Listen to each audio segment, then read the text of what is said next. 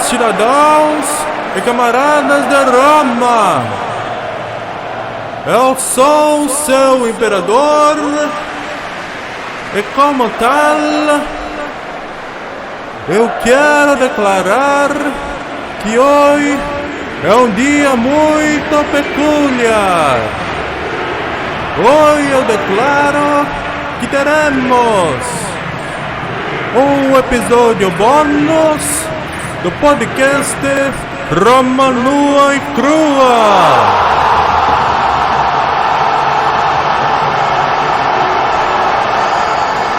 Pero também reconhecer que a Itália é tetra, mas jamais será penta.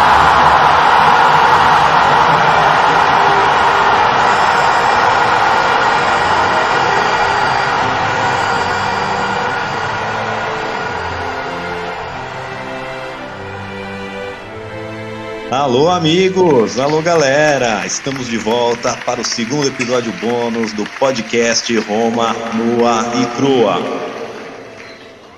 Comigo hoje, meu caro irmão Lucas Prandi e nosso editor, ele, o incomensurável Douglas De Brito. Tudo bem, pessoal? Lucas? Opa! Começa aí, Douglas, se apresentando, você que é o novato, depois o Lucas dá uma palavrinha e a gente começa o episódio. Opa, calma aí, só pra não perder o costume. Eu sou o Douglas, você não é o Douglas. Aí, pessoal, beleza? Só queria dizer aqui que, como dizia aquele jogador do Corinthians, Sócrates, só sei que nada sei, viu? E aí, Lucas, quer mandar um salve? Bom, primeiro, bom dia, boa tarde, boa noite. Cada um tá numa time zone diferente aí. Eu tô falando aqui de Sydney. E eu queria, mais uma vez, aí agradecer a oportunidade de estar participando do podcast de vocês e dar parabéns aí pela iniciativa. Vocês estão me proporcionando vários momentos de entretenimento aí, principalmente agora aí, quando o Mad já tinha falado, o Bruno, né? O Mad é o apelido do meu irmão, pra quem não sabe. Já tinha dito que quanto mais pra frente, mais emocionante ia ficando a parte da história e realmente eu gosto muito mais quando tem mais detalhes militares, esse tipo de coisa, em vez de ficar só na novela de um pai de alguém apareceu, esse foi rei, esse foi a filha que casou com o parente. Agora o entretenimento tá bem maior pra mim e muito obrigado pra vocês dois, então, aí, por proporcionar pra gente essa fonte de história, né, de conhecimento e de entretenimento. Tá? Aê, muito obrigado.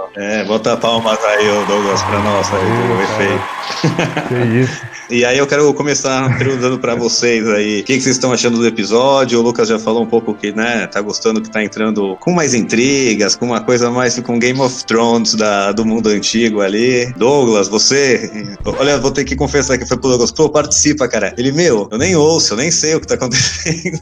Sabia não? Eu falei, tu edita, fazendo um trabalho. Ele, mas eu tô preocupado com a edição, não com a história em si, nem sei. Eu falei, então ouve. Eu não vejo televisão. Então, o que eu tava falando com vocês mais cedo, né?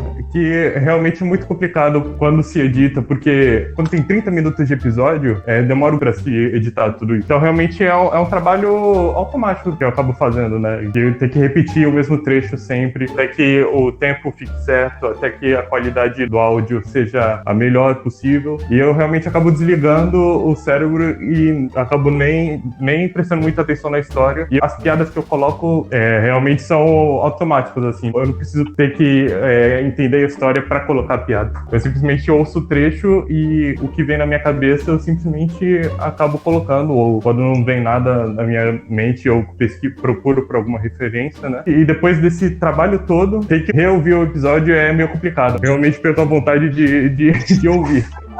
Mas pelo que eu vi, a história tá bem interessante. Sinceridade, né? Aí eu deixo essa parte pro Bruno aí, e ele que dá o esporro depois.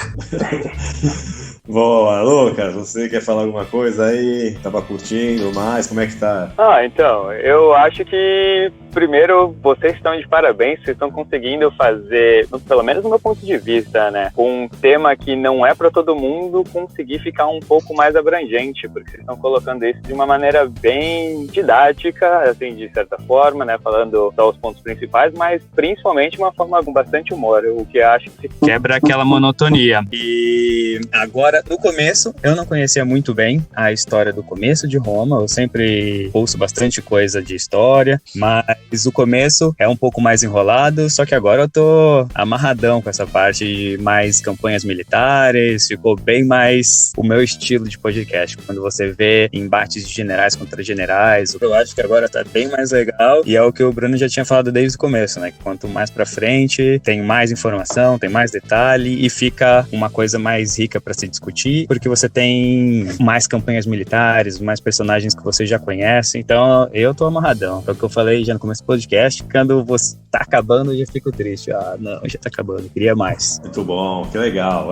Eu também acho que agora vai ficando muito melhor a história, porque muda a escala dos conflitos, muda a importância das coisas, as batalhas agora vão definir muito de como o mundo se desenvolveu até chegar hoje em dia, então isso que me impressiona muito. É muito legal na hora do vamos ver mesmo, quando o pessoal coloca os exércitos de frente um com o outro e vamos decidir o destino de povos aqui, vamos decidir como vai ser. Algumas batalhas vão definir o mundo por muito tempo, né? Como a Guerra Civil, quando vai começar de república para o império. Mas mesmo agora em Cartago, que vão ser as Guerras Púnicas, é sensacional. Para quem, como o Lucas, gosta, e eu, claro, né, que gosta de saber do mundo antigo, das batalhas, desse negócio de o que é ser um bom general, né? Arriscar tudo ali. E a gente vai ver generais brilhantíssimos agora, como o Aníbal, que vai estar na Segunda Guerra Púnica, o próprio Cipião africano lá. Esse nome em português é muito feio. Mas o Scipio africano, que vai ficar sensacional. Eu adoro, eu gosto muito, acho que daqui em diante embala de uma forma muito, muito legal. E aí todo mundo já vai começar a conhecer um pouco da história também, depois quando entrar Espartacus, Júlio César, Cleópatra, Augusto, Jesus entrar na história, vai entrar tudo. Aí o pessoal vai conseguir se relacionar melhor com a história também. Quer dar algum comentário aí, Douglas? Tá entendendo alguma coisa? Você que ouviu 2 capítulos, vai prestando atenção, pegou o bonde andando lá no final, o que tu achou? Fazer uma correção aqui, eu ouvi 2 capítulos só. Foi o que eu falei, pô. Não, mas a parte de prestar atenção já é outra coisa. Ai, que burro, dá 0 pra ele. Ah, boa. Então não tem nada pra acrescentar, vai deixar em branco. Não tem. Eu só cuido da parte midiática da coisa, eu cuido da parte do podcast, você cuida da parte da história. Foi seu acordo, não foi? Então, é o que tá no contrato. Deixa eu te fazer uma pergunta. Nesses últimos episódios a gente citou Alexandre o Grande, você tem a menor ideia de quem seja Alexandre o Grande, não? Eu imagino que tenha sido grande. Mas você já tinha ouvido falar em alguém assim? Claro, já, mas não passa disso, só ouvi falar. Sabe o que eu acho que é o teu problema? Você é geração...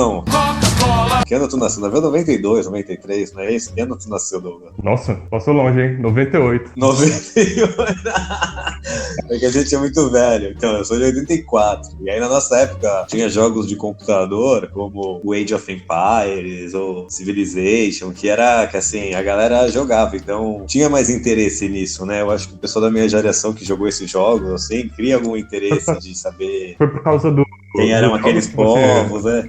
Em parte, não só por causa disso, não só por causa disso, mas eu acho que me influenciou também. E tu vê, já tem alguma curiosidade, tu criava as unidades militares, tinha que se virar ali em estratégia de brigar com as outras cidades, e aí te dá uma noçãozinha, aí tu já às vezes vê as armas diferentes, e aí ajuda o homem a interessar. Acho que vocês que não tem, só joga porcaria de tiro agora, né, cada dia um Counter-Strike novo, e sei lá, só jogam isso.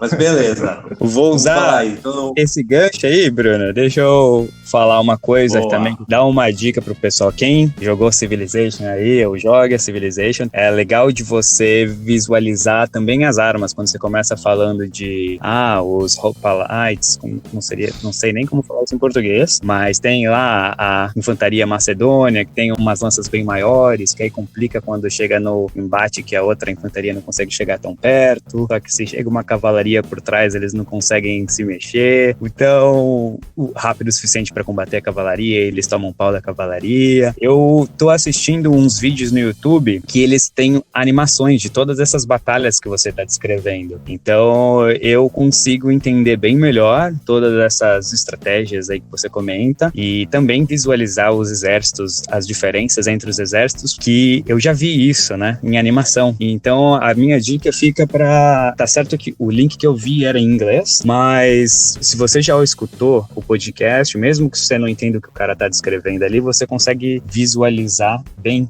a diferença entre os exércitos romanos, os exércitos gregos, ou entre os próprios exércitos gregos e os exércitos macedônios, como é que o Filipe conseguiu dominar a Grécia inteira e passar pro filho Alexandre, como que ele tem animação também que mostra no mapa a expansão desses impérios.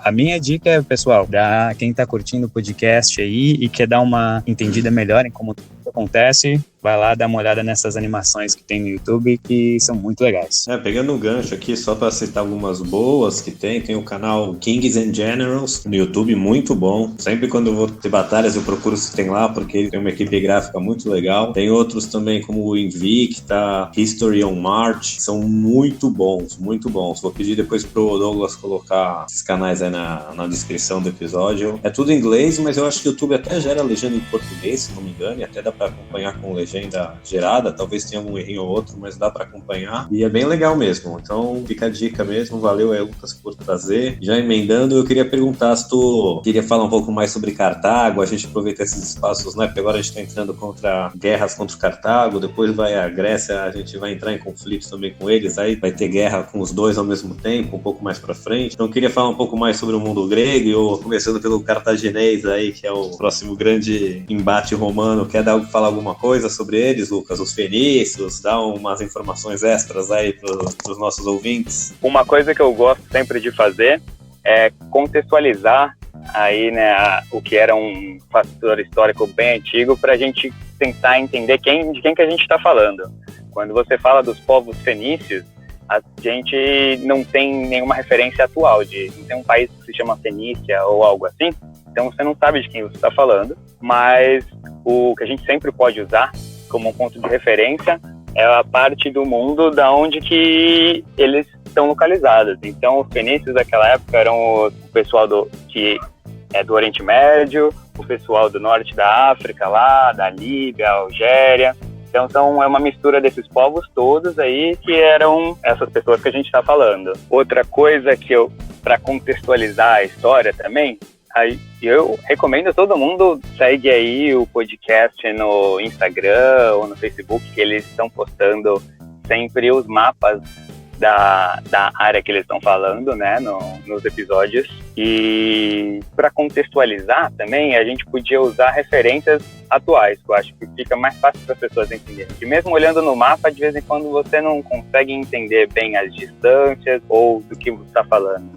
Então, essa história aí do que se passou até agora seria mais ou menos, usando uma analogia meio perdida, assim, né, da criação de São Paulo, onde tem um vilarejo pequenininho que vai crescendo e expandindo sua zona de influência e o próprio domínio, né? Ou você anexa áreas diplomaticamente ou militarmente. E aí seria quando, no começo aí do podcast até mais ou menos agora, é quando São Paulo vai dominando ali São Caetano, aí ele absorve Santo André diplomaticamente e vai expandindo, chega ali até Santos, cria um portozinho que agora tem acesso ao mar e começa a expandir um pouco também da sua influência através do mar. E agora quando chega e começa a enfrentar seriam uns outposts assim, da Grécia ali com a Magna Grécia, você seria como se Rio de Janeiro, que é uma potência um pouco maior e mais distante, tivesse uma colôniazinha ali no litoral norte de São Paulo, e você começa, já dominei Santos aqui, eu tenho que agora esses carioca estão pertinho da gente aqui, vai em Maresias, então vamos mandar o exército lá e tomar Maresias na porrada desses cariocas. E aí tem agora, vamos dizer, uma Florianópolis ali, que seria Cartago, que é mais distante, só que eles também têm uma outra colônia ali perto de Itaém, Mongaguá. Aí você fala, vamos começar a enfrentar agora esse pessoal ali lá para baixo, que seria uma grande potência, só que é bem mais distante. E aí é essa mais ou menos contextualizando o que seria hoje em dia, se a gente fosse no Brasil, uma analogia meio porca aí, porque a gente no Brasil é um país só, mas dá pra só entender mais ou menos aí o que seria que tá acontecendo se a gente fosse no dia de hoje e no Brasil. Se fosse assim, no Brasil hoje, seria mais ou menos algo como São Paulo e Rio juntos, seriam algo como se fosse relativamente Roma, e Minas Gerais e mais os estados do sul juntos seriam Cartago. Então tá mais ou menos nessa dimensão o conflito. E agora também já vai ser conflito marítimo, não vai ser só terrestre, vai ter outros teatros de guerra agora, outro tipo de warfare mesmo, né? Então tá aumentando em tamanho, em complexidade. Até quando a gente fez um capítulo passado, né, com o Pirro, ele nem sabia quem eram os romanos. Os romanos ainda eram um povo bárbaro, assim, pro mundo civilizado, um pouco relevante. Com a vitória sobre Pirro e o domínio total da Itália, eles se colocam no mundo, assim, como um player ali no mundo do Mediterrâneo. Um player de peso. E agora eles vão desafiar outro player de peso ali no Mediterrâneo. Então, muda muito de escala mesmo. Eu acho que essa comparação é legal. Te ajudou alguma coisa aí, Douglas? Ou tu não tá nem prestando atenção? Você tá pensando como é que tu vai editar isso depois? Oi, como que? Hein? Desculpa. Depois eu vou reouvir. E vai ser os comentários depois, né? A parte. Tava jogando Call of Duty ali no mute. Tava jogando Candy Crush aqui, pô. Acabou de receber um nudes aí e desconcentrou. Não, beleza. E vou já continuando aqui. A gente falou um pouco de Cartago. Quero passar agora pros gregos. Douglas, você aí que é o nosso mais leigo do assunto. Quando falam pra você de Grécia Antiga, do mundo helênico, o que tu sabe? O que tu já ouviu falar disso? Me fala aí. Divide com a gente seus conhecimentos do mundo grego. Esse conhecimento, cara, tá louco? Eu lembro de filosofia. É a primeira coisa que vem na mente. Já seria uma coisa que eu colocaria na edição do podcast, por exemplo. Sim, então. Quem que você conhece aí de filósofo grego antigo que influencia o mundo? Ah, claro. No primórdio da filosofia tem Sócrates, Platão, Piton, Aristóteles. Só pra tu ter uma noção da importância agora, o Aristóteles, ele vai ser o tutor, o professor de Alexandre o Grande. O maluco é brabo. Ele que vai ser o professor particular, digamos assim, desde novinho. Ele vai ter algumas campanhas com o Alexandre o Grande, mas só pra tu ver que o moleque bebeu de fonte preciosa. Olha aí. Até por isso, uma das razões também dele ter de ser bem sucedido, né? Ele era um cara muito educado, muito estudado. E ter treinamento, né? Seu Aristóteles como professor particular não é pra qualquer um. Eu falei um pouco também do exército macedônio agora, né? Que é o que o pai do Alexandre o Grande reforma. Tô falando de grega. Quer falar alguma coisa disso aí, Lucas? Tem algum comentário pra falar sobre isso? Sobre a Grécia Antiga, sobre as mudanças militares que ocorreram com o Filipe II da Macedônia? Como é que é? Tem mais alguma coisa pra falar pra gente aí? Eu acho que esse episódio você conseguiu fazer uma pincelada assim por alto, bem rápida, mas ficou bem explicativa de como que foi que as várias cidades e estados gregas são consolidadas na porrada aí pelo Filipão. Eu posso dizer que deu uma pane depois do primeiro gol. E aí, quando ele morre, passa pro filhão que, graças a essa tutoria aí do Aristóteles e toda a educação que ele teve, militar, e essa ambição, né? Os reis da antiguidade, eles tinham muito essa ambição aí de criar cada vez impérios maiores e maiores e tornar a pessoa mais famosa do mundo. O Alexandre, uma das grandes motivações dele era essa daí. Ele falava que ele queria ser exemplar, né? Ele criar um modelo de como devia ser um rei. E ele realmente consegue conquistar isso. Todos aí no futuro da Roma usam ele como um ponto de referência. Depois os otomanos aí, o cara que domina Constantinopla ficava todos os dias se batendo quase. Meu Deus, o Alexandre com 32 anos pegou um império pequenininho, já tinha conquistado metade do mundo. Nessa época da minha vida eu ainda não quis nada, eu recebi um império grande do meu pai, eu ainda não consegui conquistar nem Constantinopla, que tá aqui pertinho. E isso já são séculos e séculos pra frente, então é uma demonstração aí de o quanto todo mundo, Júlio César, se martiriza, porque ele também fica se comparando. Meu Deus, tô quase chegando na idade que o Alexandre já tinha conquistado todo mundo, eu não vou ser ninguém na história, porque a barra aí do que você precisa fazer pra você se tornar um grande player da história foi colocada lá em cima por esse cara que é o Alexandre o Grande aí. Então, eu só queria fazer uma pequena correçãozinha aí, que o Felipe II da Macedônia, aí, apesar dele ter reformado os exércitos, sempre que ele precisava, ele usava muito eficiência, a Grécia, a maior parte que ele conquistou foi diplomaticamente, porque os gregos eram muito belicosos para se unirem só na espada. Ele acaba assassinado também, então também não foi tão bem aceito, mas assim, é um personagem muito interessante, que vale muito entender. Ele era não só um grande líder militar, mas ele era um político fenomenal. Ele foi treinado, para quem gosta de história antiga, tem um general grego dos mais famosos, que é o Epaminondas, nominho lindo, mas que o Felipe II cresce na corte dele, vê as táticas, as reformas que ele fez lá na cidade dele, que eu nem lembro qual é agora, e aí ele resolve copiar isso. Então, só deixar aí que o cara é muito legal, e quem sabe a gente faz um episódio especial depois só da Grécia Antiga, ou algo assim, do período de Alexandre, que é o que mais vai entrar em contato aqui. Então, eu queria aproveitar também, só para terminar, já fez um episódio só sobre o exército romano, dizendo como eles lutam, né, suas reformas e tal, episódio 15, quem não ouviu, quiser lá ouvir. Mas só para também, agora a gente vai entrar numa outra escala, como eu falei. Roma não tem nem marinha ainda, vai ter um monte de coisa que vai acontecer aí que vai aumentar o tamanho, o prestígio de Roma, mas Roma também agora vai ter que lidar com muito mais cidade, com defesa, e aí eles vão ainda, né, entrar em guerras agora com cidades mais fortificadas e vão ter que evoluir muito na marinha, e também nisso de mais pra frente os romanos vão ser formidáveis em equipamento de cerco, algo fenomenal, mas por enquanto eles já estão muito cru. Agora só para dar mais uma pincelada nisso aí e terminar de falar, alguém quer adicionar alguma coisa aí sobre Roma, Cartago, mundo grego? Eu só com relação a equipamento de cerco, eu já passei ali no Mar Morto em Israel, e ali pertinho tem a fortaleza de Masada, e isso daí prova o quanto os romanos eram também eficazes de, né, destruir fortalezas, porque isso era uma das fortalezas mais difíceis de se chegar e conquistar, e também o quão formidável eles eram de se defender, né? Para quem não sabe, vale a pena dar uma olhada aí numas fotos de Masada, que tem um desertão lá com tudo plano, perto do deserto do Mar Morto, e a Masada é praticamente uma torre natural de pedra de, sei lá, deve ter uns 400 metros de altura, 300 metros de altura, alguma coisa assim, e lá em cima é tudo plano, e é mais ou menos o tamanho de uma cidadezinha bem pequena. Então teve o rei judeu que fez uma fortaleza lá em cima, e só tinha um caminho que vai zigue-zagueando, subindo por esse lado da colina, né? Vamos dizer assim, tem a torre, quase que paredes retas de todos os lados, e o topo é bem plano. E aí, quando ia subindo o exército, era só os caras que estão lá em cima ficar atacando pedra e etc.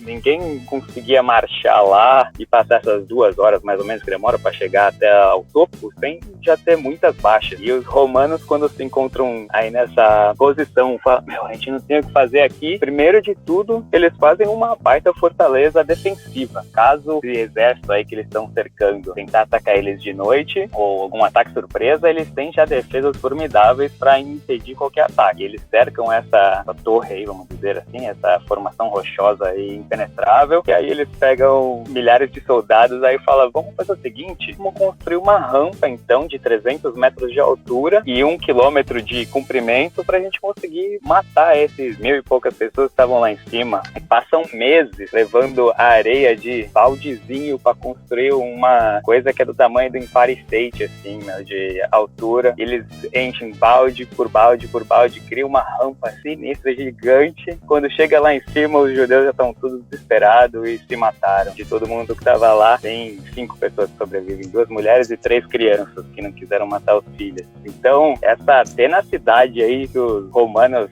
mostram contra todo mundo, e essa capacidade de engenharia que eles usam, né, com as suas invenções aí, dá um jeito. Toda hora chega num canto, eles pensam em alguma solução de como fazer para conquistar isso aí. Essa, para quem não conhece, é episódio de Masada, de novo. A gente vai chegar lá. Tem animação, tem fotos e vídeos ainda que se encontra tudo mais ou menos do jeito que foi abandonado lá no ano de 70, acho, 74, por aí. Mas é justamente isso já bem mais pra frente, né? Já uns 300, 400 anos lá pra frente do que a gente tá falando aí no podcast, mas mostra aí essa força que os romanos acabam tendo em engenharia, que eles são sensacionais na engenharia, né? Como criar essa máquina de guerra aqui. Então ainda não são. Onde a gente tá no episódio, eles aí que eles vão começar a desenvolver isso. Eu quis dizer aí, muito boa a explicação. Quem não conhece Massada, dá uma procurada no Google aí, Fortaleza de Massada. Só de você ver a localização, você vai falar, como é que os caras ainda conseguiram tomar isso daí? Então é realmente sensacional. Os romanos vão chegar num nível de engenharia fora do comum, que até hoje o pessoal ainda fica besbificado o que foi feito, os aquedutos, as ruas, as fortalezas, e muito vai começar aqui a realmente embalar para um nível mundial de engenharia aí, cutting edge total. Douglas, algum comentário?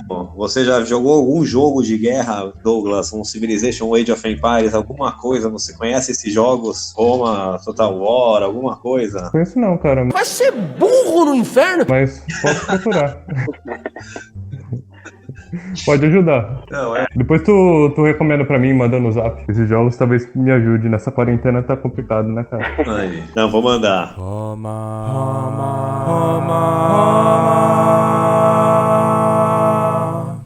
Roma, nua e crua. Então, só avisar pessoal que tá aqui só pra ouvir história. A gente vai agora falar um pouco do coronavírus, porque tá todo mundo passando por isso. O irmão tá lá na Austrália, eu sou de Santos, São Paulo, o Douglas mora em São Vicente, a cidade vizinha aqui. Então, acho que cada um tem uma experiência. Eu separei umas teorias da conspiração aqui, qualquer coronavírus. E aí eu queria debater um pouco. Então, só falar isso. Vocês estão preparados aí pra falar da experiência e do que vocês estão achando da situação? Opa, isso é teoria da conspiração, é comigo mesmo. Eu adoro. Meu primeiro programa favorito foi Arquivo X.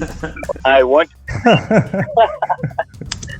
E tu, Douglas, tu manja das conspirações? Do coronavírus, você diz? Ou no geral? No geral. Sabe quem é Rockefeller? Já ouviu falar isso? Rothschild, Anunnaki, Illuminati. Ah, com Illuminati, eu queria perguntar. Tem a ver com Illuminati, né? Eu tinha uma professora de história que ela era muito maluca, cara. Ela falava que...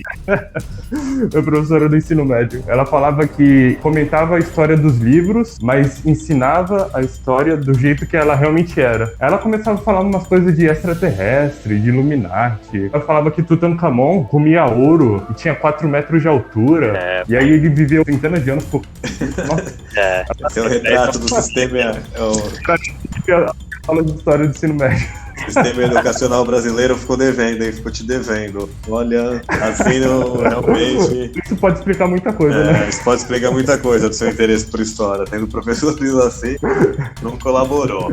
Bom, galera, entrando no tema aqui, eu vou falar umas teorias que eu achei aqui. Aí eu vou querer a opinião de cada um, falar aí como é que tá lidando com o tema, por que o vírus chegou aqui no mundo. O que a gente tem de teoria que eu levantei? A mais normal é que é um vírus chinês criado em laboratório, né? Ou porque é a Terceira Guerra Mundial, que eles já estão lutando e vencendo, aparentemente, porque quer quebrar tudo, depois comprar barato na bolsa, umas coisas assim, a lógica, mas tem essa daí, tem a teoria que é castigo divino, que o mundo estava se desviando dos caminhos de Buda, Chakra, todo mundo, toda de Jesus, e aí é o Deus castiga, não, só tô dizendo o que eu encontrei de teoria sobre o coronavírus, que era criado em laboratório chinês, que era castigo divino, tem outra visão mais holística, que a Terra, Gaia, né, com um organismo vivo, ela tá reagindo a aquecimento global, o mundo industrial, e aí ela já mandou enchente, já mandou terremoto, já mandou vulcão, a gente não para, falou, vou ter que fazer algo, né? Então é um sistema de defesa da Terra como um organismo maior, mandou o coronavírus pra dar uma pausa nos humanos. Aí. Tem outra teoria da conspiração que diz que na verdade é uma arma americana, a China e o Irã que tem essas teorias, mas que foi o exército americano que criou essa arma e jogou lá lá na China para poder culpar a China, só que parece que deu errado e aí espalhou pro mundo. Tem outra que é o Bill Gates, que tá por trás de tudo isso, que ele faz vacina, aparentemente, e aí ele fez isso para vender as vacinas dele depois, ou algo assim. Se alguém tiver mais informação pode falar. E aí tem aqueles que eu vou colocar tudo na categoria só, que é os reptilianos, que é os Anunnaki, que é os Bilderberg Group, que é o Rockefeller, que é o Rothschild, que sempre que é o George Soros, que sempre tem algum deles por trás, ou todos eles por trás, os Illuminati, que também vão ter todos. Eu vi também que pode ser por causa do 5G, o pessoal falando que é o 5G que tá causando o coronavírus. E a última aqui, que foi um meteoro que veio do espaço e trouxe esse vírus de algum outro lugar aí do espaço, e por isso que ninguém tinha defesa e tá tão mortal. Aí vou começar com o Douglas, eu acho que vai ser mais breve, eu vou começar com você, Douglas. Você ouviu alguma dessas teorias? Você concorda com alguma delas? Como é que tá a sua vida em quarentena? Cara, eu fiquei muito surpreso que a história já chegou no Bill Gates. Peraí, Douglas. Sinceramente. Pode procurar, não inventei nenhuma dessas teorias. Se você colocar coronavírus Bill Gates no Google, pode testar lá que você vê que tem mesmo. Não fui eu que criei. Estou embasbacado aqui, cara. Tanto concordo, claro acho que é o Bill Gates que fez isso aí. Naturalmente. Olha, a da China com certeza eu já ouvi falar, né? Não concordo com nenhuma delas, já deixo aqui registrado o meu ponto, não concordo com nenhuma delas, mas a da China todo mundo fala, né? Até isso envolve inclusive a política, né? Isso envolve a nossa atual situação política, sem entrar em muitos detalhes aí. Vamos manter o nível de polêmica mínimo possível aqui. Não queremos perder ouvintes de nenhum espectro político. Então eu vou passar aqui a palavra pro Lucas Prandi pra não, né? Mas não quer falar de nenhuma? Qual a teoria que você mais gostou do Bill Gates, então? A do Bill Gates, claro, naturalmente. Pô, pra mim faz todo sentido agora. Né? Tudo faz sentido. Tu sabe que filme é Matrix, né? Tu sabe qual que é o filme do Matrix? Não, sim, que isso. Foi que nem tomar a pílula vermelha ou a pílula azul, agora nem lembro qual que era a pílula da verdade lá. Vermelha. Mas, né? Era vermelha. Não tenho nem 30 anos e não acho que eu seja broxa. Então o Bill Gates aí foi tua pílula vermelha. Abriu o olho, hein? O Bill Gates tá atrás de tu. Lucas, qual que é a tua conspiração aí? Acho que é o 5G que tu prefere, qual que é? O meu irmão, deixa eu só dar um recadinho aqui. Ele é conspiracionista sim, ele é abastecido por Alex Jones, David Icke, todas essas coisas. Então vamos ouvir a parte dele aí que eu acho que ele vai se engajar em alguma. Isso vai ser legal. Qual que é a tua que tu se engaja aí, Lucas? Bom, como o Bruno falou aí, teoria da conspiração é comigo mesmo. Vamos lá. Eu vou dar só uma pincelada por alto, assim, várias dessas aí, que eu meio que tenho um pouco de conhecimento do porquê, né? Hoje em dia, não que eu acredite em nenhuma... A grande maioria das conspirações eu já não acredito mais. Passei da minha fase de believer. No, God! No, God, please, no! No! No! Mas o Bill Gates, como que ele é envolvido nisso aí? O pai dele, eu não me lembro exatamente, o pai dele trabalhava ou pro FBI ou pro CIA, e quando o Bill Gates cria a Microsoft, lá bem no começo, no DOS ou Windows 3, não sei o que, ele ganhou um financiamento grande do governo, que aí dizem que é influência do pai dele, ou seja, o governo está enfiado na Microsoft de alguma maneira, o que, né, o governo financia várias empresas, o que não classifica ele, mas aí ele se torna um cara bilionário e sai da Microsoft e ele quer agora focar na saúde mundial. Ele é um grande investidor em vacinas, vai para a África, etc., tentando vacinar a população lá de doenças que já foram erradicadas no resto do mundo, mas ele diz em várias entrevistas que a população dos humanos já ultrapassou o que a Terra consegue aguentar e que a gente devia tentar diminuir a população mundial em uns 15%, 20%,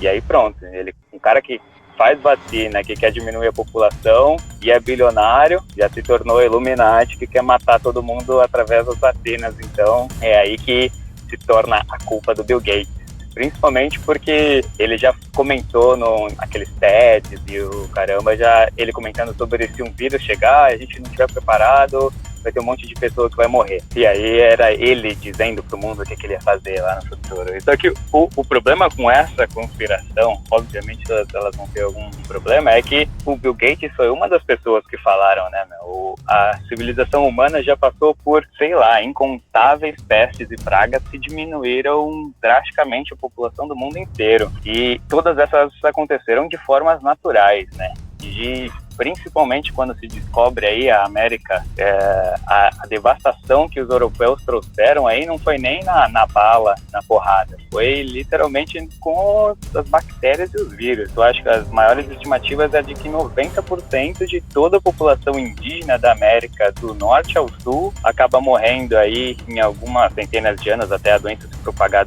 por todo o continente, porque eles não tinham defesas nenhuma. São muitas doenças que chegaram ao mesmo tempo. Então imagina chegar todas as pragas, em vez de corona, que já tá fazendo a galera sofrer, vem todas de uma vez só, sarampo, peste negra, bubônica. Foi mais ou menos isso que aconteceu para os nativos americanos, e 90% de morte é um pouquinho pior do que a taxa de mortalidade aí do corona, né, de mais ou menos 1%.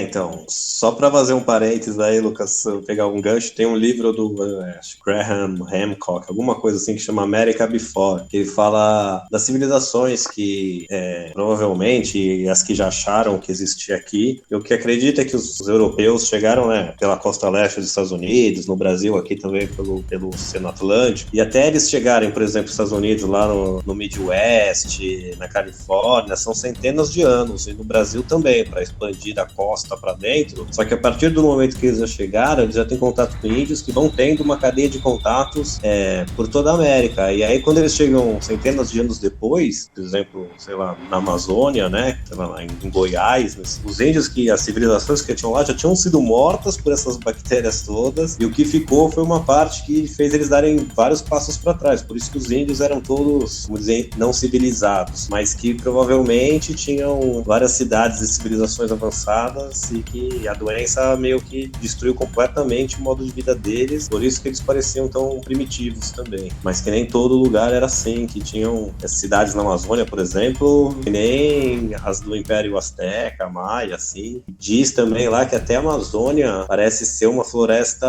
criada pelo homem, pelas castanheiras, pelas coisas que tem espalhado, que tipo, não foi uma floresta que se desenvolveu sozinha, assim, com intervenção humana de uma civilização que sabia muito bem o que estava fazendo, assim. Então, só para deixar um comentário legal, foi mal, vou passar de novo para tuas teorias da conspiração aí.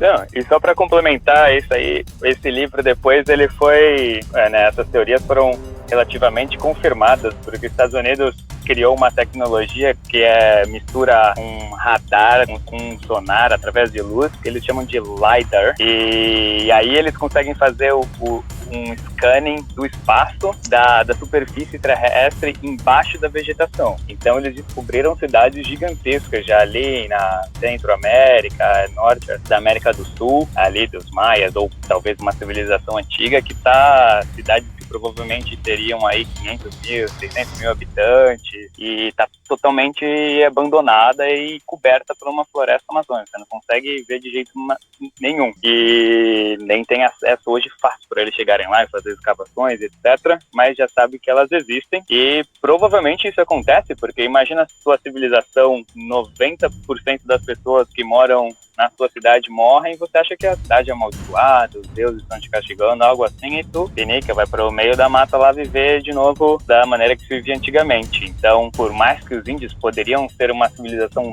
muito mais avançada do que eles foram encontrados depois pelos europeus, né? Essas pessoas que eram mais avançadas são as que menos se adaptam de volta à vida na selva, e aí você encontra só os, vamos dizer assim, os índios que sobreviveram eram os mais atrasados tecnologicamente. Porque se você tá se concentrado em cidade, né, e imagina tu mora numa cidade de 500 mil habitantes, chega a malária não, mas chega a gripe, chega a sarampo, chega a rubéola, chega a peste negra lá, como é que é o nome? Peste bubônica, todas as doenças junto, realmente, você não tem...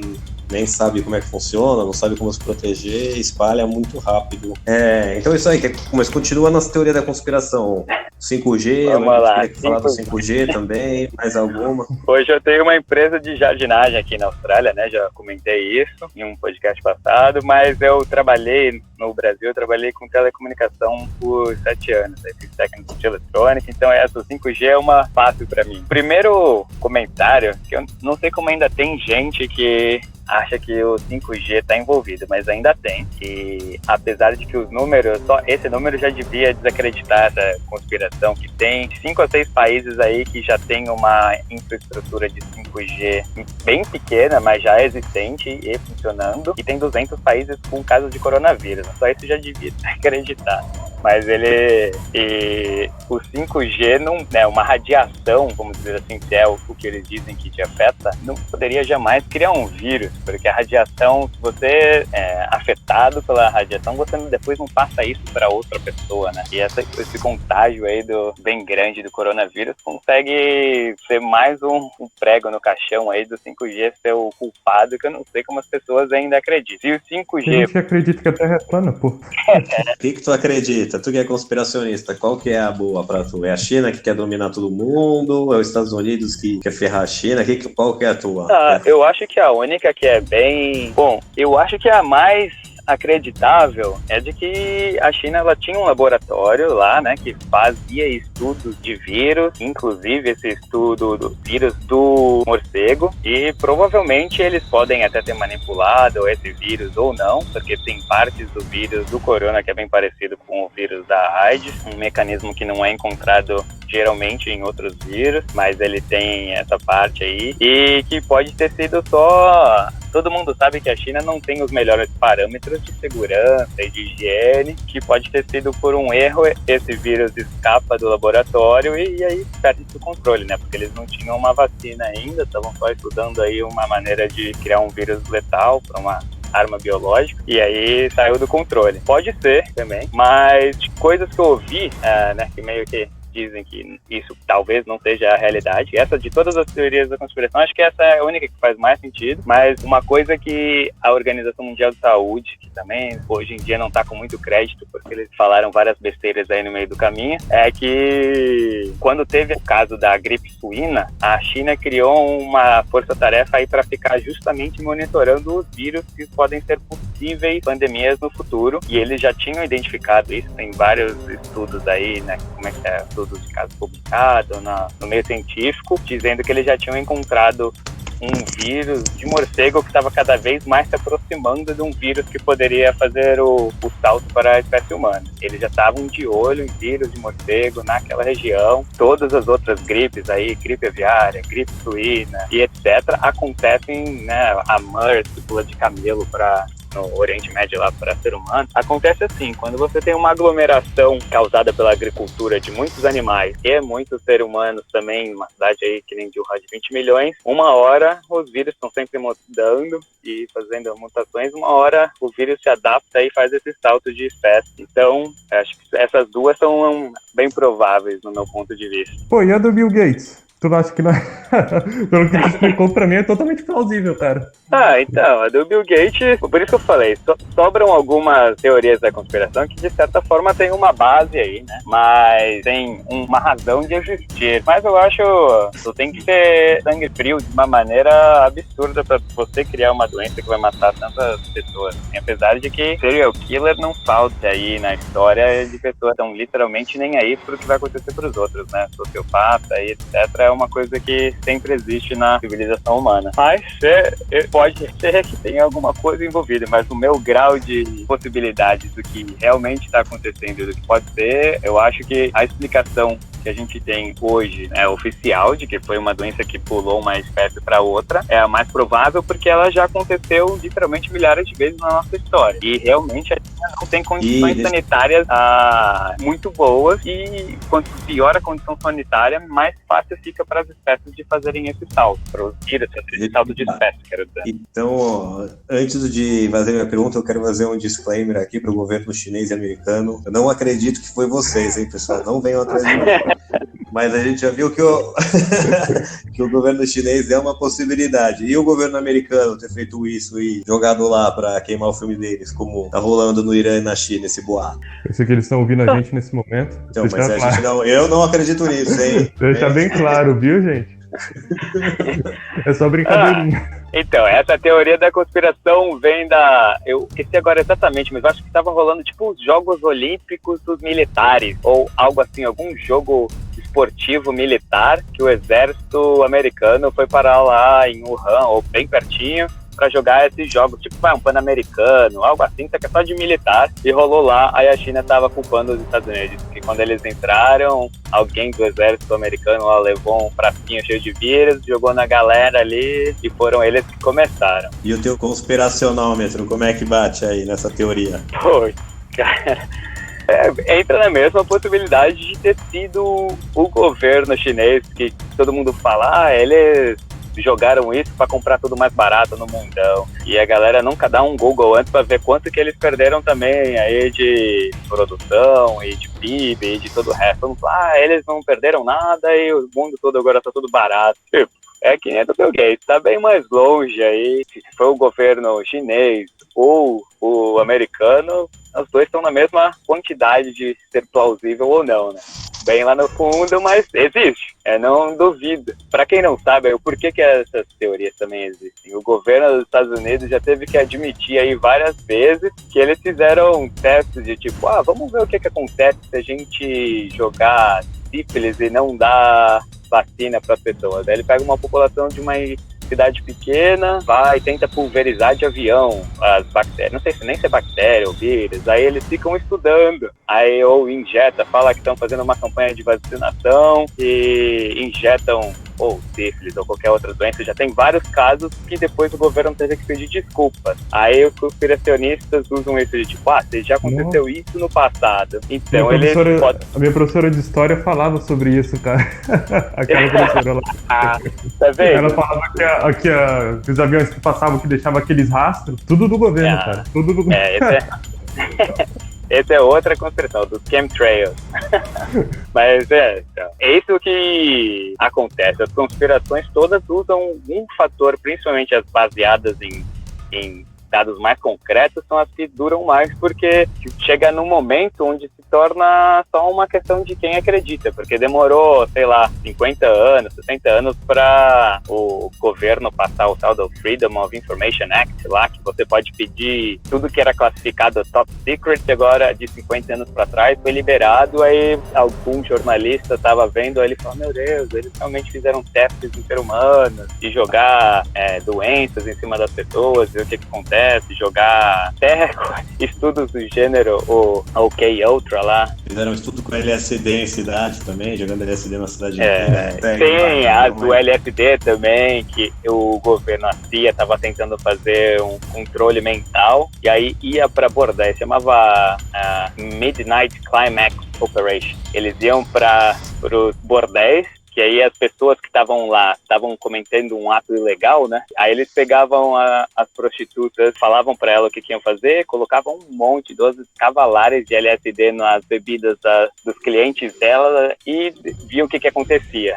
Então, esse cara nunca ia reportar pra polícia, que você não pode falar, eu tava ali, né, comprando serviços sexuais de uma pessoa, aí fui drogado por alguém. Desculpa aí, policial. É que eu quero dar uma queixa. Sabe, roubaram a minha pedrinha. Então teve vários bordéis que foram estudados, aí pegava as pessoas tendo crise psicótica e ficava tentando apagar a memória dela, ou colocar memórias novas que não existiam. Então é por isso que agora, depois de 50 anos, você descobre que isso aconteceu nos anos 50, 60, e se eles fizeram isso no passado, eles estão fazendo isso agora e só não vão falar pra gente, vai demorar mais 50, 60 anos pra descobrir. E é por isso que eu acho interessante, né? Tem o seu fundinho de baseado na realidade aí, todas as conspirações. Boa.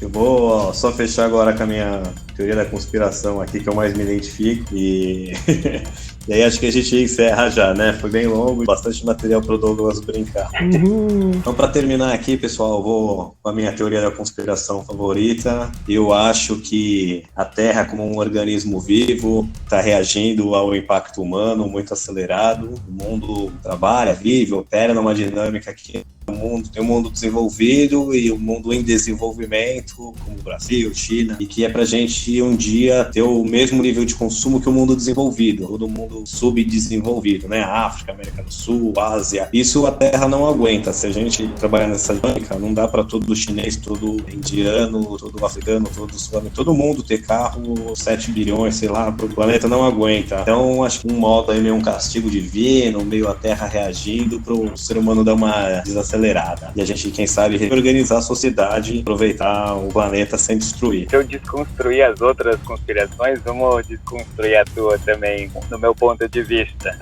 O ser humano tem uma tendência a antropogenizar, acho que é essa a palavra. Você gosta de aparecer, falar bonito? Tudo que está acontecendo, se colocar no centro do universo. Dizer que tudo que acontece é por causa do ser humano, a gente que causou tudo isso. E a natureza, ela tem esse mecanismo de defesa, vamos chamar assim, meio que embutido em como que toda a evolução aconteceu, né? Não é só o ser humano aqui de vez em quando. Nós estamos aí pela primeira vez com uma superpopulação, mas superpopulações acontecem em vários momentos aí da evolução terrestre, e aí tem momentos onde que um bando de, vamos dizer, emu ou algum negócio assim herbívoro se reproduz demais, porque teve algumas temporadas de condições ideais para ela se proliferar, e aí fica tão grande que come a maioria dos caules aí da grama que eles acabam se alimentando. No ano seguinte dá uma seca, aí tem menos comida já porque a população foi muito grande no ano passado, mais pouca comida por causa das condições climáticas desse ano, e aí no ano seguinte acontece a tragédia de não ter comida suficiente, os que estão mais fracos dentro dessa população gigantesca aí de emu acabam ficando doentes, e uma vez que um fica doente ele consegue passar para todo outro, e uma população que era de milhões em um ano,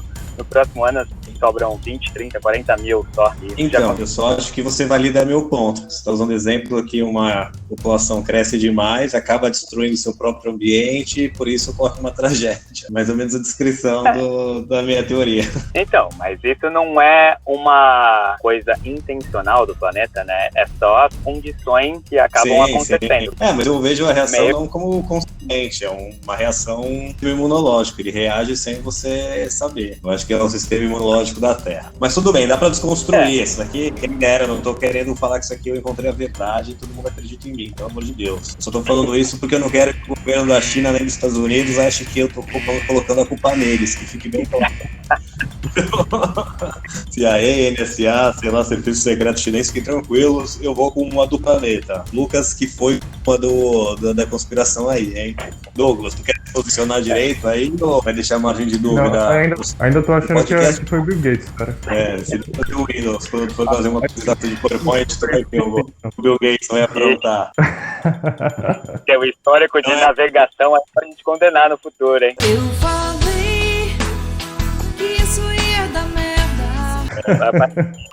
Mas vamos encerrar por aqui, galera. Agradecer ao Douglas de ter participado, ter tomado coragem, ao Lucas de novo, um prazer aí bater esse papo com vocês. Espero que os nossos ouvintes gostem. E é isso aí, mensagens finais, galera. Um beijão para nossos ouvintes. Bom, claro, gostaria de agradecer a audiência de vocês. Obrigado, Bruno. Obrigado, Lucas. Me perdoe pela minha falta de conhecimento. Me perdoe pelas brincadeiras. E tem que ouvir os episódios agora, hein? Vou jogar os jogos que tu vai me recomendar lá. Bom, mas fiquem todos na paz e lavem sempre as mãos. Valeu? Boa dica. Lucas? Bom, vamos para encerrar aí, mais uma vez, muito obrigado pelo convite de participar aí nesses episódios bônus de vocês. Eu, mais uma vez, obrigado por estarem fazendo o podcast em si. É muito legal de ter esse conteúdo aí pra gente gastar nesse tempo de quarentena, pra vocês, ou no tempo que eu tô trabalhando aqui fora e tenho que me entreter de alguma maneira. E para um recado para todo mundo aí, como vocês já disseram, lavem as mãos, tomem cuidado com seus pais, aí vamos manter todo mundo o mais trancado possível nesse momento que a gente precisa ficar trancado e depois a gente volta a viver como gostava de viver. Que tá todo mundo desesperado para voltar ao que era antigamente, só que quanto mais a gente ficar trancado, mais cedo a gente volta pra essa condição, né? Tá difícil, mas vamos em frente. É isso aí, galera. Muito obrigado. Não esqueça de seguir a gente nas mídias sociais, nos agregadores aí de podcast e semana que vem tem mais. Até!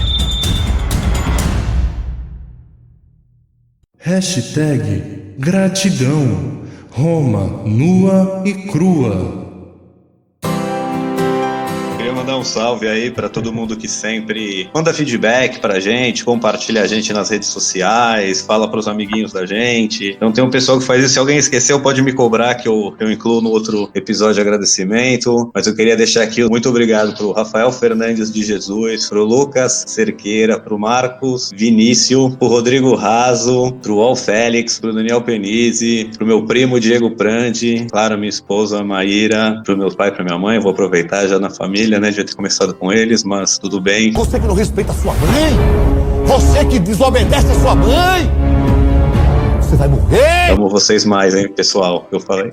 Pro Cristiano Basílio, do Petit História. Pessoal, é muito legal o podcast dele também, então confiram lá o Petit História. Tem até um episódio que eu participo da Primeira Guerra, então ficou o alô aí pro Cristiano. Pra Luciana Correia, pro Vinícius Caldeira, pro Henrique Rezende, pro Tai, pra Eric e pro Eric lá da Austrália, pro Jonas Passos, pro Felipe Wisniewski, Cebolinha, pro Antônio Odilan, eu escrevi aqui pro Antônio, pessoal. E pro Paulo Henrique da Fatec também, que sempre manda um salve pra gente, e o PH. Então é isso, pessoal. Todos agradecidos, muito obrigado. Pô, queria agradecer. Queria agradecer também aquela a gente doutora, entrou comigo, uma doutora em História Romana, Império Romano.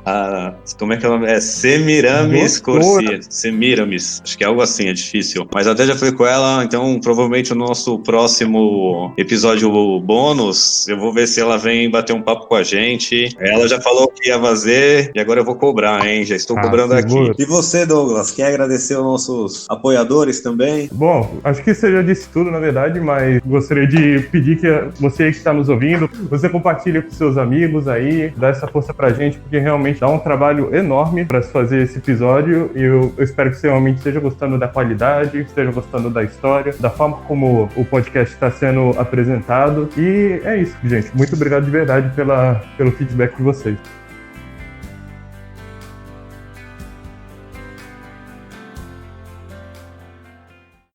Ainda estão aqui? Já acabou. Vão pra casa. Ah, claro, vocês estão esperando que eu conclua o episódio. Pois muito bem. Este episódio foi escrito e apresentado por Bruno Prandi e editado por Douglas de Brito, este que vos fala. Se gostaram deste episódio, se inscreva utilizando seu agregador favorito. Caso queira entrar em contato conosco, envie um e-mail para romanuicrua@gmail.com. Agora vão! Desliguem o podcast.